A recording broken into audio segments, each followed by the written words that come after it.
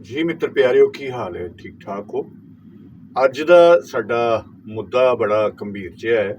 ਬੜਾ ਇਹਦੇ ਤੇ ਬਹੁਤ ਸਾਰੀ ਗੱਲਬਾਤ ਵੀ ਹੋ ਚੁੱਕੀ, ਬਹੁਤ ਸਾਰੀਆਂ ਕਿਤਾਬਾਂ ਲਿਖੀਆਂ ਜਾ ਚੁੱਕੀਆਂ, ਪਰ ਅੱਜ ਵੀ ਜਿਹੜੇ ਲਿਟਰੇਚਰ ਨਾਲ ਜੁੜੇ ਲੋਕ ਨਹੀਂ, ਉਹ ਮੇਰੇ ਖਿਆਲ ਹੈ ਕਿ ਇਹਦੇ ਬਾਰੇ ਕੋਈ ਜਾਣਕਾਰੀ ਨਹੀਂ ਰੱਖਦੇ।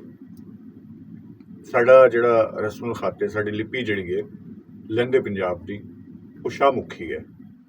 ਔਰ ਸ਼ਾਹਮੁਖੀ ਇੱਕ ਬਹੁਤ ਪੁਰਾਣੀ ਲਿਪੀ ਹੈ, ਜਿਹਦੇ ਕਿ ਸਾਨੂੰ ਸਭ ਤੋਂ ਪਹਿਲੇ ਲਿਖਤਾਂ ਜਿਹੜੀਆਂ ਮਿਲਦੀਆਂ ਨੇ ਬਾਬਾ ਫਰੀਦ ਸਾਹਿਬ ਔਰ ਬਾਬਾ ਨਾਨਕ ਜੀ, ਜਿੰਨੇ ਵੀ ਸਾਡੇ ਸੂਫੀ ਨੇ, ਉਹਨਾਂ ਨੇ ਸ਼ਾਹਮੁਖੀ ਵਿੱਚ ਹੀ ਲਿਖਿਆ।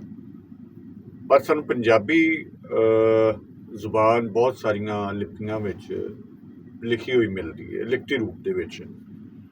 ਸਭ ਤੋਂ ਪਹਿਲੇ ਜਿਹੜੇ ਨਾਥ ਜੋਗੀ ਨੇ, ਉਹਨਾਂ ਨੇ ਸ਼ਾਇਰੀ ਵੀ ਕੀਤੀ, ਔਰ ਤਕਰੀਬਨ ਉਹਨਾਂ ਦਾ ਵੇਲਾ ਜਿਹੜਾ ਹੈ ਅੱਜ ਤੋਂ ਕੋਈ ਤਕਰੀਬਨ 1200 ਸਾਲ ਪਹਿਲੇ ਬਣਦਾ ਹੈ।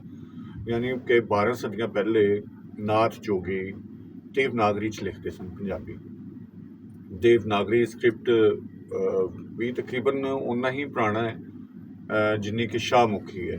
ਸ਼ਾਹਮੁਖੀ ਦੇ ਬਾਰੇ ਮੈਂ ਥੋੜ੍ਹਾ ਜਿਹਾ ਤੁਹਾਨੂੰ ਇਹ ਦੱਸਣਾ ਚਾਹਾਂਗਾ ਕਿ ਸ਼ਾਹਮੁਖੀ ਜਦੋਂ ਅਸੀਂ ਲਿਖਦੇ ਹਾਂ ਅਤੇ ਸਾਡੇ ਜਿਹੜੇ ਗੁਰਮੁਖੀ ਲਿਖਣ ਵਾਲੇ ਜਾਂ ਦੇਵਨਾਗਰੀ ਲਿਖਣ ਵਾਲੇ ਨੇ, ਉਹ ਕਹਿੰਦੇ ਨੇ ਕਿ ਇਹ ਉਰਦੂ 'ਚ ਲਿਖਿਆ, ਜਦੋਂ ਕਿ ਉਰਦੂ ਵਿੱਚ ਨਹੀਂ ਲਿਖਿਆ ਹੁੰਦਾ, ਉਹ ਪੰਜਾਬੀ ਸ਼ਾਹਮੁਖੀ 'ਚ ਲਿਖਿਆ ਹੁੰਦਾ। ਉਰਦੂ ਅਸਲ ਵਿੱਚ ਇੱਕ ਕਬਜ਼ਾ ਗਰੁੱਪ ਹੈ। ਉਰਦੂ ਹਿੰਦੀ ਤਨਾਜ਼ੇ ਦੇ ਉੱਤੇ ਕੋਈ ਤਕਰੀਬਨ ਮੇਰਾ ਖਿਆਲ ਹੈ ਕੋਈ 1200 ਤੋਂ ਉੱਤੇ ਕਿਤਾਬਾਂ ਲਿਖੀਆਂ ਗਈਆਂ, ਅਤੇ ਅਖੀਰ ਨਤੀਜਾ ਇਹੀ ਨਿਕਲਿਆ ਕਿ ਹਿੰਦੀ ਔਰ ਉਰਦੂ ਇੱਕ ਹੀ ਜ਼ੁਬਾਨ ਹੈ। ਸਕ੍ਰਿਪਟ ਬਦਲਣ ਨਾਲ ਕਦੀ ਵੀ ਜ਼ੁਬਾਨ ਨਹੀਂ ਬਦਲਦੀ, ਜਾਂ ਜ਼ੁਬਾਨ ਹੋਰ ਹੋਣਾ ਕਿ ਇਹ ਸ਼ੌਰੀ ਤੌਰ 'ਤੇ ਵੀ ਅਸੀਂ ਵੇਖਦੇ ਕਿ ਕਿਸ ਤਰ੍ਹਾਂ ਪੋਸੀਬਲ ਹੈ ਕਿ ਪੰਜਾਬੀ ਨੂੰ ਦੇਵਨਾਗਰੀ 'ਚ ਲਿਖਿਆ ਗਿਆ, ਪੰਜਾਬੀ ਰਹੀ। ਪੰਜਾਬੀ ਨੂੰ ਸ਼ਾਹਮੁਖੀ 'ਚ ਲਿਖਿਆ ਗਿਆ, ਪੰਜਾਬੀ ਰਹੀ। ਪੰਜਾਬੀ ਨੂੰ ਪਰਸ਼ੀਅਨ ਸਕ੍ਰਿਪਟ ਵਿੱਚ ਲਿਖਿਆ ਗਿਆ, ਅਰਬਿਕ ਸਕ੍ਰਿਪਟ ਵਿੱਚ ਲਿਖਿਆ ਗਿਆ, ਲੇਕਿਨ ਉਹ ਪੰਜਾਬੀ ਦੀਆਂ ਲੋੜਾਂ ਥੋੜ੍ਹਾ ਪੂਰੀਆਂ ਨਹੀਂ ਸਨ ਕਰਦੇ। ਪਰਸ਼ੀਅਨ ਔਰ ਅਰਬਿਕ ਸਕ੍ਰਿਪਟ ਜਿਹੜਾ ਉਹਦੇ ਵਿੱਚ ਕਿਵੇਂ ਨਹੀਂ ਸਨ ਪੂਰੀਆਂ ਕਰਦੇ, ਮੈਂ ਤੁਹਾਨੂੰ ਦੱਸਦਾ ਕਿ ਜ਼ਾਹਿਰ ਹੈ ਸਾਡੀ ਜ਼ੁਬਾਨ ਬਹੁਤ ਵੱਡੀ ਹੈ, ਇਹਦੇ ਬਹੁਤ ਸਾਰੇ ਲਹਿਜੇ ਨੇ, ਔਰ ਉਹਨਾਂ ਦੀ ਡਿਮਾਂਡ, ਉਹਨਾਂ ਦੀ ਲੋੜ ਥੋੜ ਪੂਰੀ ਕਰਨ ਵਾਸਤੇ ਵੀ ਇਸ ਤਰ੍ਹਾਂ ਇੱਕ ਪਰਫੈਕਟ ਸਕ੍ਰਿਪਟ ਚਾਹੀਦਾ ਸੀ, ਜਿਹੜਾ ਕਿ ਸ਼ਾਹਮੁਖੀ ਨੇ ਕਾਫੀ ਹੱਦ ਤੱਕ ਉਹਦੀ ਕਮੀ ਪੂਰੀ ਕੀਤੀ। ਹੁਣ ਬਾਬਾ ਫਰੀਦ ਸਾਹਿਬ ਸ਼ਾਹਮੁਖੀ 'ਚ ਲਿਖਦੇ ਨੇ। ਜਿਹੜਾ ਉਰਦੂ ਦਾ ਸ਼ੋਸ਼ਾ ਹੈ, ਉੱਥੇ ਅੰਗਰੇਜ਼ ਦੌਰ ਦੇ ਵਿੱਚ ਆਇਆ ਹੈ ਨਾ। ਲਫ਼ਜ਼ ਉਰਦੂ ਕਿਸੇ ਵੀ ਜ਼ੁਬਾਨ ਵਾਸਤੇ ਵਰਤਿਆ ਜਾਣਾ ਜਾਂ ਇੱਕ ਜਾਲੀ ਜਿਹੀ ਜ਼ੁਬਾਨ ਬਣਾਉਣਾ, ਇਹ ਤਾਂ ਅੰਗਰੇਜ਼ ਨੇ ਕੀਤਾ। ਉਸ ਤੋਂ ਪਹਿਲੇ ਕਦੀ ਸਾਨੂੰ ਲਫ਼ਜ਼ ਉਰਦੂ ਕਿਸੇ ਜ਼ੁਬਾਨ ਵਾਸਤੇ ਨਹੀਂ ਮਿਲਦਾ। ਫੋਰਟ ਵਿਲੀਅਮ ਕਾਲਜ ਤੋਂ ਪਹਿਲੇ ਸਾਨੂੰ ਉਰਦੂ ਕਿਸੇ ਵੀ ਜ਼ੁਬਾਨ ਵਾਸਤੇ ਲਿਖਿਆ ਹੋਇਆ ਲਫ਼ਜ਼ ਨਹੀਂ ਮਿਲਦਾ। ਸੋ ਇਹ ਇੱਕ ਅੰਗਰੇਜ਼ ਦੀ ਸਿਆਸਤ ਸੀ, ਅੰਗਰੇਜ਼ ਦੀ ਚਾਲ ਸੀ ਪੰਜਾਬੀਆਂ ਨੂੰ, ਮੁਸਲਿਮ ਪੰਜਾਬੀਆਂ ਵਾਸਤੇ ਖਾਸ ਕਰਕੇ, ਔਰ ਪੰਜਾਬੀਆਂ ਨੂੰ ਵੰਡਣ ਵਾਸਤੇ। ਜਿਹੜੇ ਹਿੰਦੂ ਪੰਜਾਬੀ ਸਨ, ਉਹਨਾਂ ਨੂੰ ਪਾ ਦਿੱਤਾ ਹਿੰਦੀ ਦੇ ਖਾਤੇ ਵਿੱਚ, ਉਹਨਾਂ ਨੇ ਅਡੋਪਟ ਕਰ ਲਿਆ, ਦੇਵਨਾਗਰੀ ਸਕ੍ਰਿਪਟ ਕਰ ਲਿਆ, ਹਾਲਾਂਕਿ ਇੰਝ ਨਹੀਂ ਸੀ ਹੋਣਾ ਚਾਹੀਦਾ। ਸਾਡੇ ਜਿਹੜੇ ਸਿੱਖ ਭਰਾ ਨੇ, ਉਹਨਾਂ ਨੂੰ ਪਾ ਦਿੱਤਾ ਗੁਰਮੁਖੀ ਦੇ ਖਾਤੇ, ਔਰ ਖ਼ਾਸ ਕਰਕੇ ਪੰਜਾਬੀ ਦਾ ਜਿਹੜਾ ਟੈਗ ਹੈ ਉਹ ਲਾ ਵੀ ਸਿਰਫ ਸਿੱਖਾਂ ਦੇ ਹਵਾਲੇ ਨਾਲ ਦਿੱਤਾ ਗਿਆ ਜੀ, ਸਿੱਖਾਂ ਦੀ ਜ਼ੁਬਾਨ ਹੈ। ਜਦੋਂ ਕਿ ਕੱਲ੍ਹ ਦੇ ਮੈਂ ਵੀਲੌਗ 'ਚ ਦੱਸ ਚੁੱਕਿਆ ਕਿ ਕਿਸੇ ਵੀ ਮਜ਼ਹਬ ਦੀ ਕੋਈ ਜ਼ੁਬਾਨ ਨਹੀਂ ਹੁੰਦੀ। ਜ਼ੁਬਾਨ ਖਿੱਤੇ ਦੀ, ਧਰਤੀ ਦੀ ਹੁੰਦੀ ਹੈ, ਜ਼ੁਬਾਨ ਕੌਮਾਂ ਦੀ ਹੁੰਦੀ ਹੈ। ਇਸ ਕਰਕੇ ਪੰਜਾਬੀ ਕੌਮ ਦੀ ਜ਼ੁਬਾਨ ਪੰਜਾਬੀ, ਉਹ ਭਾਵੇਂ ਸਿੱਖ ਹੋਵੇ, ਹਿੰਦੂ ਹੋਵੇ, ਮੁਸਲਿਮ ਹੋਵੇ, ਕ੍ਰਿਸਚਨ ਹੋਵੇ, ਜੈਨ ਹੋਵੇ, ਜਿਊਜ਼ ਹੋਵੇ, ਕੋਈ ਵੀ ਹੋਵੇ, ਉਹਦੀ ਜ਼ੁਬਾਨ ਪੰਜਾਬੀ ਹੈ। ਸੋ ਇਹਦੇ ਵਿੱਚ ਲੋੜ ਥੋੜ ਦੀ ਜਿਹੜੀ ਅਸਲ ਗੱਲ ਹੈ, ਥੋੜ੍ਹੀ ਜਿਹੀ ਤੁਹਾਨੂੰ ਸਮਝ ਆ ਜਾਏਗੀ ਕਿ ਸਾਡੀ ਜਿਹੜਾ ਸ਼ਾਹਮੁਖੀ ਸਾਡਾ ਸਕ੍ਰਿਪਟ ਹੈ, ਉਹਦੇ 'ਚ ਜਿੰਨੀਆਂ ਵੀ ਦੋ ਚਸ਼ਮੀ ਹੇ ਵਾਲੀਆਂ ਆਵਾਜ਼ਾਂ ਨੇ ਜਾਂ ਲਫ਼ਜ਼ ਨੇ, ਉਹ ਖਾਲਿਸਤਾਨ ਪੰਜਾਬੀ ਦੇ ਨੇ, ਔਰ ਉਹ ਸ਼ਾਹਮੁਖੀ ਦੇ ਵਿੱਚ ਸਾਡੀ ਲੋੜ ਥੋੜ ਵਾਸਤੇ ਇਸਤੇਮਾਲ ਕੀਤਾ ਗਿਆ। ਜਿਵੇਂ ਸਾਡੇ ਪੰਜਾਬ ਦੇ ਵਿੱਚ ਤੁਸੀਂ ਬਹੁਤ ਸਾਰੇ, ਜਿਵੇਂ ਮੈਂ ਅਰਜ਼ ਕੀਤੀ ਹੈ, ਜ਼ੁਬਾਨ ਦੇ ਰੰਗ ਨੇ। ਕੋਈ ਅਗਰ ਕਹਿੰਦਾ ਭਰਾ, ਤੇ ਉਹ ਭਰਾ ਲਿਖਿਆ ਜਾਏਗਾ। ਅਗਰ ਮਾਝੇ ਦੇ ਵਿੱਚ, ਦੁਆਬੇ ਦੇ ਵਿੱਚ ਜਾਂ ਕੋਈ ਹੋਰ ਏਰੀਆ ਵਿੱਚ ਭਰਾ ਕਹਿੰਦਾ, ਤੇ ਉਹ ਭਰਾ ਹੀ ਪੜ੍ਹਿਆ ਜਾਏਗਾ। ਉਹ ਭੇ ਪੜ੍ਹੀ ਜਾਏਗੀ, ਭੇ ਵੀ ਪੜ੍ਹੀ ਜਾਏਗੀ, ਭੇ ਵੀ ਪੜ੍ਹੀ ਜਾਏਗੀ।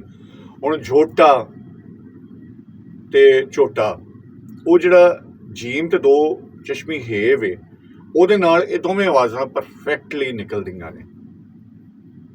ਵਜ੍ਹਾ ਇਹ ਹੋਈ ਇਸੇ ਤਰ੍ਹਾਂ ਜਿਹੜੇ ਮਤਲਬ ਦੋ ਚਸ਼ਮੀ ਖੇ ਵਾਲੇ ਜਿੰਨੇ ਵੀ ਲਫ਼ਜ਼ ਨੇ ਉਹ ਸ਼ਾਹਮੁਖੀ ਦੇ ਨੇ। ਜਿਵੇਂ ਪਰਸ਼ੀਅਨ ਦੇ ਵਿੱਚ ਜਾਂ ਅਰਬਿਕ ਵਿੱਚ ਪੇ ਨਹੀਂ ਹੈਗਾ ਤੇ ਸਾਡੇ ਕੋਲ ਸ਼ਾਹਮੁਖੀ ਦੇ ਵਿੱਚ ਪੇ। ਇਸੇ ਤਰ੍ਹਾਂ ਜਿਹੜੀਆਂ ਖਾਸ ਕਰਕੇ ਜੇ ਦੀਆਂ ਆਵਾਜ਼ਾਂ ਨੇ, ਯਾਨੀ ਅਸੀਂ ਗੇ ਨਾਲ ਵੀ ਕਹਿੰਦੇ ਆ ਕਿ ਯੁੱਗ ਤੇ ਜੁਗ, ਬੇਸਿਕਲੀ ਜੀਨ ਦੀ ਆਵਾਜ਼ ਨਾਲ ਜਿਹੜੀਆਂ ਆਵਾਜ਼ਾਂ ਖਾਸ ਕਰਕੇ ਉਹ ਇਸ ਖਿੱਤੇ ਦੀਆਂ ਨੇ। ਸ਼ਾਹਮੁਖੀ ਸਕ੍ਰਿਪਟ ਪਰਫੈਕਟਲੀ ਪੰਜਾਬੀ ਦਾ ਹੈ ਔਰ ਖਾਸ ਕਰਕੇ ਕਿਹਾ ਜਾਂਦਾ ਹੈ ਜੀ ਤੁਸੀਂ ਪੰਜਾਬੀ ਕੈਸੇ ਹੋ, ਤੁਹਾਡੇ ਕੋਲ ਤੇ ਤੁਹਾਡਾ ਸਕ੍ਰਿਪਟ ਨਹੀਂ ਹੈਗਾ। ਇਹ ਲੈਟ ਡਾਊਨ ਜਿਹੜਾ ਕਰਨ ਵਾਸਤੇ ਜਾਂ ਡੀਗ੍ਰੇਡ ਕਰਨ ਵਾਸਤੇ ਇਹ ਸਾਰੇ ਚਾਲਾਂ ਜਿਹੜੀਆਂ ਨੇ ਅੰਗਰੇਜ਼ ਨੇ ਚੱਲੀਆਂ ਸਨ। ਤੁਹਾਡੀ ਮਿਹਰਬਾਨੀ ਹੈ ਤੁਸੀਂ ਸਮਝੋ, ਗੱਲ ਨੂੰ ਸਮਝਣ ਦੀ ਕੋਸ਼ਿਸ਼ ਕਰੋ ਕਿ ਇੱਕ ਸਕ੍ਰਿਪਟ ਔਰ ਸਕ੍ਰਿਪਟ ਦੇ ਹਵਾਲੇ ਨਾਲ ਵੀ ਤੁਸੀਂ ਫਿਰ ਛੱਡ ਦਿਓ ਨਾ। ਉਰਦੂ ਜਦੋਂ ਜ਼ੁਬਾਨ ਨਹੀਂ ਤੇ ਉਹਦਾ ਸਕ੍ਰਿਪਟ ਕਿੱਥੋਂ ਆਇਆ, ਉਹਦੇ ਮਾਮਲਾਤ ਕੀ ਹੋਏ? ਉਹ ਤੇ ਇੱਕ ਕਬਜ਼ਾਗੀਰ ਗਰੁੱਪ ਸੀ ਜਿਹਨੇ ਇੱਕ ਕਬਜ਼ਾ ਕੀਤਾ, ਪੰਜਾਬੀਆਂ ਨੂੰ ਵੰਡਿਆ, ਮੁਸਲਿਮ ਪੰਜਾਬੀਆਂ ਨੂੰ ਖਾਸ ਕਰਕੇ, ਕਿਉਂਕਿ 70% ਪੰਜਾਬੀ ਕੌਮ ਦੇ ਵਿੱਚ ਮੁਸਲਿਮ ਪੰਜਾਬੀ ਨੇ ਤੇ ਉਹਨਾਂ ਦਾ ਟਾਰਗੇਟ ਵੀ ਉਹੀ ਰਿਹਾ। ਤਾਰੀਖੀ ਤੌਰ ਤੇ ਤੁਸੀਂ ਵੇਖੋ ਕਿ ਸਾਡੇ ਜਿਹੜੇ ਹੁਨਰਮੰਦ ਹੁੰਦੇ ਨੇ ਜਾਂ ਇੱਥੋਂ ਦੇ ਜਿਹੜੇ ਕੰਮ ਕਰਨ ਵਾਲੇ ਲੋਕ ਨੇ ਜਿਨ੍ਹਾਂ ਦੀ ਵਜ੍ਹਾ ਨਾਲ ਸਾਡਾ ਜੀਵਨ ਸੌਖਾ ਹੁੰਦਾ ਹੈ, ਜੁਲਾਏ ਹੋ ਗਏ, ਘੁਮਿਆਰ ਹੋ ਗਏ, ਤੇਲੀ ਹੋ ਗਏ, ਮੋਚੀ ਹੋ ਗਏ, ਨਾਈ ਹੋ ਗਏ ਜਾਂ ਕਸਾਈ ਹੋ ਗਏ, ਉਹਨਾਂ ਨੇ ਚੁੱਕ ਕੇ ਉਹਨਾਂ ਨੂੰ ਅਰਬ ਦੇ ਨਾਲ ਜੋੜਨ ਦੀ ਕੋਸ਼ਿਸ਼ ਕੀਤੀ। ਹਾਲਾਂਕਿ ਇਹ ਤਮਾਮ ਕਾਰੀਗਰ ਹੁਨਰਮੰਦ ਜਿਹੜੇ ਨੇ ਜਾਂ ਕੰਮ ਕਰਨ ਵਾਲੇ ਨੇ, ਹਿੰਦੂਆਂ ਵਿੱਚ ਵੀ ਨੇ ਔਰ ਸਿੱਖਾਂ ਵਿੱਚ ਵੀ ਨੇ, ਉਹਨਾਂ ਨੂੰ ਕਿਉਂ ਨਹੀਂ ਇਹ ਟਾਈਟਲ ਦਿੱਤੇ ਗਏ? ਅੰਸਾਰੀ, ਗਫਾਰੀ, ਰਹਿਮਾਨੀ, ਅਲਵੀ, ਇਹਦੇ ਮਤਲਬ ਕੁਰੈਸ਼ੀ, ਇਹ ਟਾਈਟਲ ਉਹਨਾਂ ਨੂੰ ਕਿਉਂ ਨਹੀਂ ਦਿੱਤੇ ਗਏ? ਖਾਸ ਤੁਸੀਂ ਇਹ ਗੱਲ ਸਮਝਣ ਦੀ ਲੋੜ ਹੈ ਕਿ ਪੰਜਾਬੀ ਮੁਸਲਿਮਸ ਦੇ ਉੱਤੇ ਬਹੁਤ ਜ਼ਿਆਦਾ ਕੰਮ ਕੀਤਾ ਗਿਆ, ਜਿਸ ਵਜ੍ਹਾ ਦੇ ਨਾਲ ਅੱਜ ਅਸੀਂ ਪੰਜਾਬੀ ਬਹੁਤ ਸਾਰੀਆਂ ਮੁਸ਼ਕਲਾਤ ਵਿੱਚ ਹਾਂ ਆਪਣੀ ਜ਼ੁਬਾਨ ਦਾ ਕਰਕੇ। ਅਸੀਂ ਜ਼ੁਬਾਨ ਇਸ ਖਿੱਤੇ ਦੇ ਵਿੱਚ ਨਹੀਂ ਅਪਣਾਈ ਗਈ ਉਸ ਤਰ੍ਹਾਂ। ਔਰ ਸਭ ਤੋਂ ਵੱਡੀ ਗੱਲ ਹੈ ਕਿ ਜਿੰਨਾ ਵੀ ਕਲਾਸਿਕ ਹੈ ਉਹ ਸਾਰਾ ਇੱਧਰ ਲਿਖਿਆ ਗਿਆ। ਉਹ ਬਾਬਾ ਫਰੀਦ ਤੋਂ ਲੈ ਕੇ ਖਵਾਜਾ ਫਰੀਦ ਤੱਕ ਸਾਰਿਆਂ ਨੇ ਪੰਜਾਬੀ 'ਚ ਲਿਖਿਆ, ਦਬੰਗ ਲਿਖਿਆ, ਬਹੁਤ ਸੋਹਣਾ ਲਿਖਿਆ, ਜਿਹਦੀ ਵਜ੍ਹਾ ਤੋਂ ਮੈਂ ਸਮਝਦਾ ਕਿ ਸਾਡੀ ਪੰਜਾਬੀ ਅੱਜ ਵੀ ਆਪਣੇ ਕੱਦ ਕਾਠ ਨਾਲ ਖਲੋਤੀ ਹੈ। ਤਾਰੀਖੀ ਤੌਰ ਤੇ ਵੇਖਣ ਜਾਚਣ ਦੀ ਲੋੜ ਹੈ। ਇਹ ਸਕ੍ਰਿਪਟ ਸ਼ਾਹਮੁਖੀ ਪੰਜਾਬੀ ਦਾ ਹੈ, ਉਰਦੂ ਦਾ ਨਹੀਂ ਹੈ। ਨਾ ਉਰਦੂ ਹੈ ਨਾ ਅਸੀਂ ਮੰਨਦੇ ਹਾਂ, ਕਿਉਂਕਿ ਹਿੰਦੀ ਇਹਦੇ ਤੇ 1200 ਕਿਤਾਬਾਂ ਦੀ ਡਿਬੇਟ ਹੋਈ ਹੈ ਔਰ ਉਹਦਾ ਨਤੀਜਾ ਇਹੀ ਨਿਕਲਿਆ ਕਿ ਹਿੰਦੀ ਉਰਦੂ 'ਚ ਕੋਈ ਫਰਕ ਨਹੀਂ ਹੈ। ਔਰ ਮੈਨੂੰ ਸਮਝ ਨਹੀਂ ਆਉਂਦੀ ਸਾਡੇ ਜਦੀਦ ਦੌਰ ਦੇ ਜਿੰਨੇ ਵੀ ਪਿਆਰੇ ਨੇ ਕਿ ਉਹ ਹਿੰਦੁਸਤਾਨੀ ਫਿਲਮਾਂ ਜਿੰਨੀਆਂ ਵੇਖ ਰਹੇ ਹੁੰਦੇ ਨੇ ਉਰਦੂ ਕਰਕੇ ਵੇਖਦੇ ਨੇ, ਇੱਧਰ ਦੇ ਜਿੰਨੇ ਵੀ ਡਰਾਮੇ ਬਣ ਰਹੇ ਹੁੰਦੇ ਨੇ ਉਰਦੂ ਦੇ ਵਿੱਚ ਔਰ ਸਾਰੇ ਉੱਧਰ ਹਿੰਦੁਸਤਾਨ 'ਚੋਂ ਹਿੰਦੀ ਕਰਕੇ ਵੇਖ ਰਹੇ ਹੁੰਦੇ ਨੇ। ਇਹ ਕੀ ਤਮਾਸ਼ਾ ਹੈ? ਇਹਨੂੰ ਸਮਝਣ ਦੀ ਲੋੜ ਹੈ। ਥੋੜੇ ਨੂੰ ਬਹੁਤਾ ਜਾਣਿਆ ਜੇ। ਮੈਂ ਪਹਿਲੇ ਵੀ ਕਿਹਾ ਸੀ ਕੁਝ ਸਵਾਲ ਜਿਹੜੇ ਤੁਸੀਂ ਕਮੈਂਟ ਦੇ ਵਿੱਚ ਲਿਖ ਕੇ ਭੇਜ ਦਿਆ ਕਰੋ ਤਾਂ ਕਿ ਟੂ ਦੀ ਪੁਆਇੰਟ ਅਸੀਂ ਉਹਦੇ ਤੇ ਗੱਲ ਕਰ ਸਕੀਏ। ਸੋ ਬਹੁਤ ਮੁਹੱਬਤ, ਬਹੁਤ ਮਿਹਰਬਾਨੀ, ਤੁਸੀਂ ਮੇਰੀ ਗੱਲ ਸੁਣਦੇ ਹੋ ਤੇ ਮੈਨੂੰ ਬਹੁਤਾ ਚੰਗਾ ਤਾਂ ਲੱਗੇਗਾ ਕਿ ਤੁਸੀਂ ਥੱਲੇ ਕਮੈਂਟ ਦੇ ਵਿੱਚ ਆਪਣੀ ਰਾਏ ਵੀ ਦਿਆ ਕਰੋ। ਜਿਉਂਦੇ ਵਾਸਤੇ ਰਹੋ। ਖੈਰ ਤੁਹਾਡੇ ਦਾ।